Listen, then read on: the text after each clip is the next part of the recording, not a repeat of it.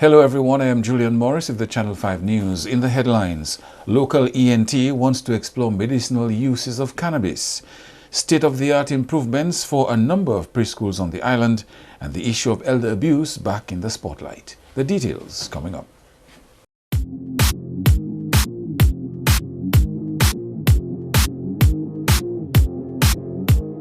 First up in the news, ear, nose and throat specialist Dr. Irving Pascal has written to the Health Minister requesting consideration to allow him to explore the medicinal uses of cannabis in Dominica. Pascal is a member of the Organization for the Reformation of Anti-Cannabis Laws. Written to the Minister of Health, I will say, the current Minister of Health, about my interest in pursuing this as part of my medical practice and all of that. I have had no response to date. Now that I find a little bit alarming. I would say that's at least 4 to 5 weeks ago. Pascal's activism is based on knowledge that members of society are being healed by chemicals in marijuana through its use. If my role is to relieve pain and suffering, and I am aware that something natural that is part of the culture of the people who I assist with their healing, they cannot have access to it because it's illegal. It puts me in a difficult position. So instead of being a physician, I'm actually a torturer because I am basically participating in, knowingly at that, in pain and suffering. So when I didn't know anything about the medicinal aspects of cannabis, I could plead ignorance. Asked what would be his approach in exploring the medicinal use of the plant, Pascal says he would refer to existing research and tailor it to local cases. My primary approach would be an approach that protects the production of cannabis in Dominica as much as possible. Also, from a medical perspective, I think the approach should be preventative and to use it in its natural form and to recognize its, what you would call, its negative or so-called, its side effects like everything else you prescribe, and do everything in our capacity to minimize those and limit, obviously recognizing that you're never going to 100% success with that. You'll always have somebody who reacts to a drug or medicinal product adversely. But I think all the efforts should be put in place, and that's where the education is important. In more news now, the role of subcommittees of the National Emergency Planning Organization will be more dynamic this hurricane season. This will allow the Office of Disaster Management to be better focused on its operations. The major shift, I would say, is to really get the subcommittees working, because before the ODM used to carry the brunt of the work, but at that time nothing was happening. So nothing was happening in the sense that there were no events. But since Hurricane Maria and, of course, Tropical Storm Erica just before it, we've seen a shift in that the subcommittees are being pressured into doing what they're supposed to be doing. There's a 75% chance that we could have a near or above normal hurricane season. That means a possibility of 16 named storms, 9 of which could develop into hurricanes, and 4 could become severe hurricanes of Category 3 and upwards. Shillingford says NEPO has increased its activities with a number of ongoing planning meetings. I know there are issues with the hurricane shelters, and we have the shelter subcommittee feverishly looking at the possibility of ensuring that at least all communities have shelters for the 2018 hurricane season. The hurricane season peaks sometime towards the mid to end of August going into September. So there is still time. We're hoping, we're not hoping that there will be an early start to the hurricane season at all, since we are still in a sort of recovery mode. And I would even dare say a sort of response, because there are still people in shelters. Tourism Minister Senator Robert Tongue has assured that an announcement for plans to introduce direct Miami-Dominica flights this year is not an election gimmick. Tong was at the time addressing stakeholders in tourism and international marketing representatives for the country. He says new initiatives to improve air access are being introduced to tourism stakeholders. This year, fingers crossed, we will have a direct flight from Florida to Dominica. Over the years, we have lobbied the government of Dominica. Well, the stakeholders have lobbied the government of Dominica. We have an air access committee whose role is to look and see how best we can improve in terms of access. And last year, when the government of Dominica increased the budget to $12 million, which is the highest we've ever had, this included funding to make these initiatives a reality. So I look forward to having this direct flight on your behalf, which will improve access, improve the ease of persons coming to Dominica to fill your rooms. I can assure you this is not an election gimmick, but it's an initiative that you have recommended, the air access committees have recommended, to ensure that we're creating that economic space to make things work for you. New agreements with existing airlines will also eliminate overnighting in transit. We hope to finalize agreements with Air Antilles this winter season to provide same-day access with the Norwegian flights that we have all grown to love based on the price from the French islands into Dominica. You can now fly on Air Caraïbes from France straight to, I think it's Guadeloupe or Martinique, and connect with Express de Zille and get to Dominica the same day. Again, all these things being done and working with the various stakeholders to ensure that access to Dominica becomes a lot easier. A better connecting flight experience with Liat is also expected, as tourism authorities have lobbied for a change. Because as you know, after the storm, our access to Dominica was severely impacted. But I can say to you, as of June the 1st, the schedules have been changed. So you know before you would have to overnight in one of the other islands. So just last week, I actually was able to test it myself. I was able to leave New York at 8 o'clock in the morning and get to Dominica by 4 o'clock in the afternoon. So that is very important in allowing persons to come to Dominica at the same time, reducing the waste of time, and very importantly also the cost.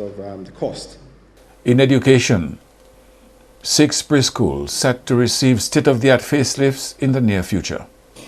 The announcement was made by Minister for Education Peter Saint-Jean when he addressed an early childhood education workshop on Monday. Warner Preschool is among the institutions to be rehabilitated to a modern early childhood education facility. We presently have a firm commitment from the Maria Holder Trust to build 6 state-of-the-art preschool facilities in Dominica, attached to primary schools in Watton-Waven, Bells, Concord, Trafalgar, and Roseau Primary. And so, friends, while we have accomplished much in the area of early childhood education, the Ministry of Education and Human Resource Development will continue to engage in dialogue, training, and consultations with key organizations such as UNICEF and the OECS. Giving an update on the early childhood centers 9 months after Hurricane Maria, Saint-Jean says commendable work has been done to ensure the continued education of those 5 years and under. And we can confirm that 66 preschools and 11 daycare centers registered with the Early Childhood Unit are operational, allowing approximately 1,534 children to return to school.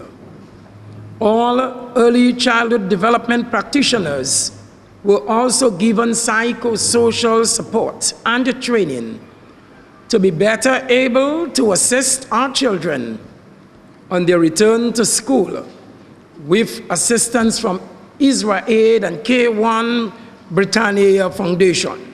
You're watching Channel 5 News. Coming up, a smoother flow of traffic in the city on Friday.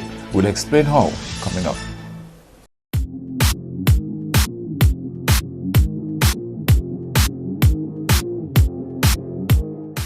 Thank you for staying with us. Stakeholders in the education sector holding a two-day workshop to further chart the way forward for early childhood development in Dominica. Education officials gathered on Monday to discuss issues around early childhood care and development, particularly as it relates to governance and an integrated approach to the provision of services within the early childhood sector. Chief Education Officer Melina Fontaine says a joint effort spearheaded by regional and international organizations realized the need for the development of a framework to strengthen the provision and coordination of early childhood services throughout the region. During the process, it was recognized that states were at different points of developing the early childhood sector. For example, the integrated framework speaks to a multi-sectoral council. Since the early part of 2000, Dominica worked towards, and by 2005, had already established a multi-sectoral council on early childhood education with the legal framework for its operation. Today, we know that we are not starting with a blank slate, and therefore, we will be spending some time discussing specific governance and operations-related issues that will help us to plan our continuing work for the development of the ECD sector. A UNICEF consultant was on island to conduct the workshop. The purpose of my work here is to look at and help to identify structures that exist or could exist or have existed and just need a little push to build on in order to really strengthen the ECD sector here in Dominica. We'll really roll up our sleeves to find concrete next steps to take in order to move further in strengthening the ECD sector, especially after the aftermath of Maria, and how we can learn from what Maria has brought us and what Maria has taught us, and how we can move forward to be better prepared. Minister for Education Peter Serjeant says government has long recognized the importance of proper early childhood development and will continue to invest in this sector as the children are the future of the country. It is for this reason that government continues to invest heavily in early childhood development and put the essential legislation, infrastructure, and instruments in place. To date, we have also introduced universal access to early childhood education and the establishment of preschool development committees at all government-owned early childhood development centers. In July of 2016, through a cabinet decision, the early childhood unit was established, and in October of 2017, 2 new officers were added to the unit. And commuters in and around the city of Roseau will find the flow of traffic a bit smoother on Friday. This, as the Botanic Gardens Road Rehabilitation Project is expected to be completed before the weekend. The Gardens Road project was divided into 3 lots, namely the Elmsall Road Gate to the junction near the gazebo junction to the Agricultural Division's office, and the office from the office to the Bath Road Gate. The contractor for the 179 meters of road from Elmsall Road Gate to the gazebo junction gave an update on his lot of the project. Well, actually, we are cast from gate to gate. And it's 3 different contractors are there. So each of us have a section. When is the section supposed to finish? By Friday, so. This week Friday? Yeah. Okay. So what have you done so far on the road? Well, I did all my pavement already, and I'm just going to place the curbs. How many men do you have working with you on the project? 8. The entire project, that is all 3 lots, started less than a month ago. Joseph says this road will be very useful to motorists once complete, and they are working diligently to meet the Friday deadline. Oh, but it's very important because we're under a lot of pressure. All the people are working in the gardens. They cannot go and do what they have to do, so we have to finish it as soon as we can. And Friday is our deadline. When did you start working on the project? It's about 3 weeks ago. Have you experienced any challenges in completing your project? No, everything is working okay. It's just that sometimes it's 2 places we're getting concrete from, and it's a little tired because those guys have to pour all over the place, so we just get problem to get the concrete. But it doesn't look like finished already. And raising awareness of the troubling issue of elder abuse. This issue has been placed on the front burner by a number of local organizations concerned with the welfare of Dominica's senior citizens. Executive member of the Dominica Council on Aging, Ophelia Marie, drew attention to the issue as she addressed a gathering marking World Elder Abuse Awareness Day. I believe that each one of us has been called to make a specific promise to care. To care, yes, for those people who may be in abusive circumstances, but to care also to prevent those circumstances from occurring. We have to show that we care when we hear those screams, when we hear those calls for help. We have to look for a way to send the help. But even by so doing, we have to remember to care for number one. And I'm making absolutely no apologies for saying that. We cannot abuse ourselves. We have to start by being good to ourselves. Former Police Superintendent Yvonne Alexander has also weighed in on the issue. And one may ask, why have an Elder Abuse Awareness Day? And the response is, as indicated earlier, that it presents an opportunity to bring to notice something which is very evil in our society, the abuse of our elderly.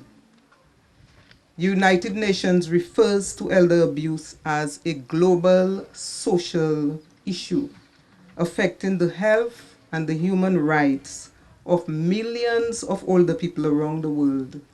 And sadly, Dominica is not immune. Our elderly citizens are victims of various forms of abuse, often at the hands of individuals they know and trust, including family members and friends. Elder abuse is defined by the United Nations as the intentional act of or failure to act by a caregiver or another person in a relationship involving an expectation of trust that causes or creates a risk of harm to an older adult. This abuse can take various forms, including physical, emotional, sexual, financial maltreatment, and neglect. And I think a few years ago, we actually heard the horrific news of elderly individuals in their 80s being sexually abused right here in Dominica, right here in Dominica. The fact is, aging is accompanied by declining health and strength. And as such, older people are high on the list of the most vulnerable in our midst. They often cannot defend themselves against any form of abuse. Many are homebound, and they are neglected by friends and family. This form of isolation creates an environment in which abuse can take place and can continue for a long time before it is ever brought to the notice of someone who can assist. World Elder Abuse Awareness Day is observed in June each year. The observance was first officially recognized by the United Nations in 2011.